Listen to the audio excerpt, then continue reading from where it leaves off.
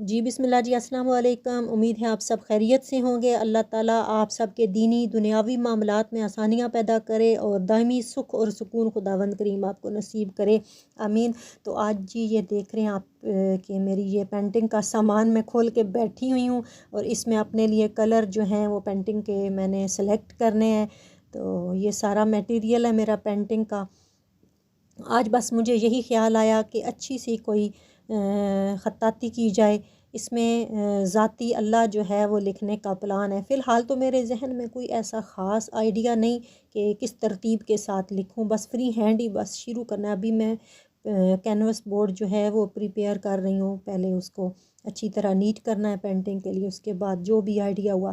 اللہ توکل اس پہ کام شروع کر دینا۔ کچھ لمحے اپنے لیے مخصوص کر لینے چاہیے، جو بھی ہماری ہابی ہے، جو آپ کا مشغلہ ہے، اس پہ کچھ لمحے وقف کرنے چاہیے۔ اور یہ جو کچھ لمحات ہوتے ہیں نا، اس سے ہمارا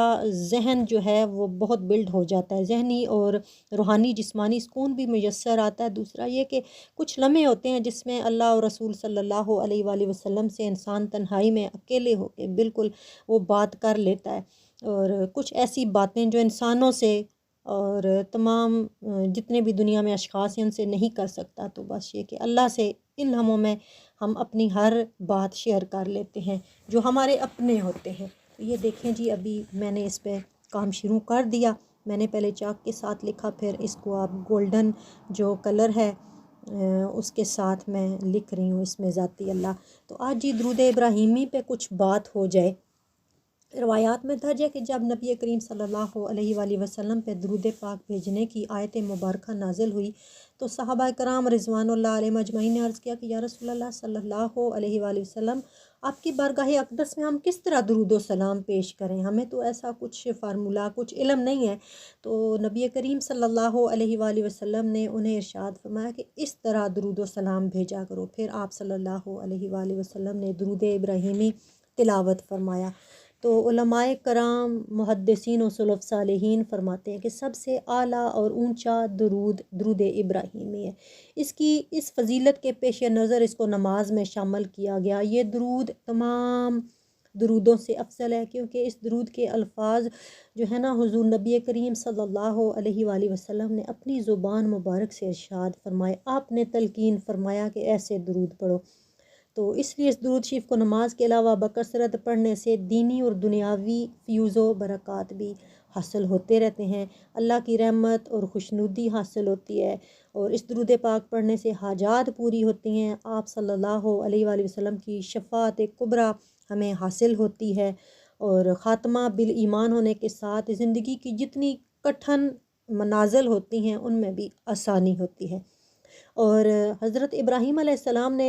بیت اللہ کی تعمیر سے فارغ ہونے کے بعد جب اپنے لیے دعا کی، اپنے کنبے حضرت اسماعیل، حضرت اسحاق، حضرت حاجرہ علیہ السلام، حضرت سارہ علیہ السلام کے لیے دعا فرمائی، تو پھر آپ نے حضور نبی کریم صلی اللہ علیہ وآلہ وسلم کی امت کے لیے بھی دعا فرمائی کہ آخری نبی کی، میرے آل میں سے جو نبی ہوں گے ان کی امت میں سے جو کوئی شخص، جو امتی اپنے گھر سے اس بیت اللہ کی زیارت کے لیے چلے گا، 2 رکعت پڑھے گا، تو اس کے حق میں ان کی شفاعت قبول فرمائی۔ یعنی انہوں نے دعا فرمائی کہ میں ان کے لیے دعا کرتا ہوں شفاعت کی۔ تو اس کے پیش نظر پھر امت محمدیہ صلی اللہ علیہ وآلہ وسلم کو رب العزت کی طرف سے یہ حکم دیا گیا کہ خاندان ابراہیمی کے حق میں بھی 5 نمازوں میں دعا کیا کرو۔ تو یہ ہے جی کہ درود ابراہیمی سے جس کے کاروبار میں تنگی ہو گئی ہو، رزق کاروبار ختم ہونے والا ہو، تو اسے چاہیے کہ نماز چاشت پڑھے۔ یہ جو 10 بجے 9:30 بجے کے بعد نفل پڑھتے ہیں اس ٹائم میں، تو اس کے بعد 121 بار درود ابراہیمی پڑھے، بعد میں سر سجدے میں رکھ کر اللہ سے دعا کرے، اپنے جو ڈوبنے والا کاروبار ہے، جو نقصانات ہیں ان کو سامنے رکھ کے اللہ کی بارگاہ میں تو التجائیں کریں، تو اس وقت اللہ تعالیٰ وہ دعا قبول فرماتا ہے، اپنے فضل و کرم سے اس ڈوبتے ہوئے کاروبار میں وسعت پیدا کر دے گا، روزی کے غیب سے اسباب پیدا فرما دے گا۔ تو یہ کہ کوئی بھی ہے عمل تو کچھ دن تو لازمی کرنا ہی چاہیے۔ دوسرا درود ابراہیمی سے نا ایک اور بات بھی ذہن میں آئی کہ کئی گھروں میں معاملات ایسے چلتے ہیں، پریشانیاں بن جاتی ہیں، ایون میاں بیوی میں ناراضگی ہو جاتی ہے، یا گھر کا کوئی ایسا اور فرد خاندان میں صلح پیمادہ نہیں ہوتا، تو درود شریف کی صفت رحم کی ہے، یہ بے شمار مشکلات کا حل ہے، اس کے پڑھنے سے بہت سے مصائب دور ہو جاتے ہیں۔ تو پھر ان سے بڑی مشکلیں کیا ہیں جو گھر میں جو ہیں وہ ڈیولپ ہو جائیں، گھر میں پیدا ہو جائیں، آپس کا ماحول خراب ہو جائے، تو یہ تو سب سے بڑی مشکل ہوتی ہے نا، گھر میں بے سکونی، اور پھر اسی کی وجہ سے بے برکتیاں بھی ہوتی ہیں۔ تو یہ ہے کہ کوئی گھر کا فرد کسی میٹھی چیز پہ، چینی پہ، مٹھائی پہ، کچھ بھی ہے، درود ابراہیمی 100 بار پڑھے، اور پھر سارے گھر والے مل کے اس چیز کو کھا لیں، تو گھر میں سکون پیدا ہوتا ہے، برکت پیدا ہوتی ہے، راحت پیدا ہوتی ہے، رنجشیں ختم ہوتی ہیں، دلوں سے کدورتیں اور ناراضگیاں ختم ہو جاتی ہیں، اور خوبصورت سی اتفاق کی، محبت کی فضا قائم ہو جاتی ہے۔ بس یہ جی چھوٹی چھوٹی باتیں ہوتی ہیں، خلوص نیت کے ساتھ عمل کریں تو اللہ تعالیٰ سنتا ہے دکھی دلوں کی فریادوں کو۔ تو یہ دیکھیں جی، میری کریشن جو ہے تقریباً اب مکمل ہونے کے مراحل پہ، آپ نے دیکھا کہ میں نے کس طرح اس کو جو گلٹر ہے اس کو جو ہے یوٹیلائز کیا ہے۔ تو دکان کا بھی ایک ہے کہ دکان میں خیر و برکت کے لیے ہر روز دکان کھولنے کے بعد باوضو حالت میں اول و آخر 11 بار درود ابراہیمی پڑھیں، درمیان میں 100 بار یا رزاقوں کا ورد کریں، اور پھر 11 بار درود ابراہیمی پڑھیں، اور دکان میں دعا مانگے تو اللہ تعالیٰ اپنے فضل و برکت سے اس دکان میں خیر و برکت پیدا فرما دے گا۔ یہ میری ان بہن کے لیے جنہوں نے کچھ دن پہلے اپنی دکان کے لیے بولا تھا کہ اس میں برکت نہیں یا سامان نہیں بکتا، تو یہ بس چھوٹی چھوٹی باتیں میں ذہن میں رکھ لیتی ہوں، پھر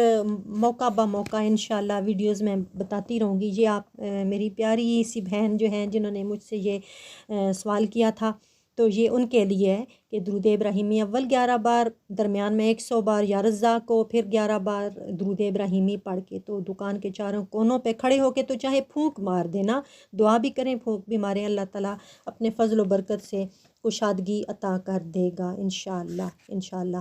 اور اگر کسی شخص کا دل سخت ہو، وہ اپنے دل میں سختی محسوس کر رہا ہو،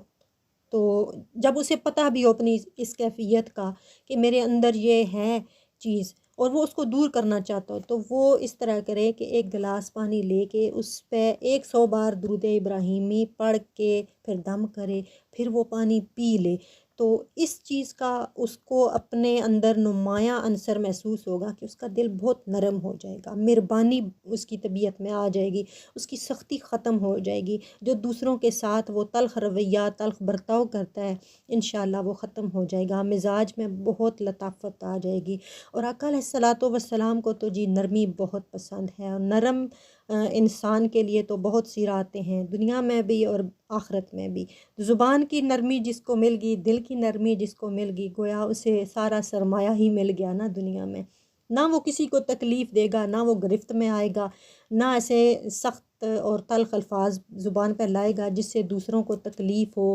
دوسروں کو رنج ہو۔ تو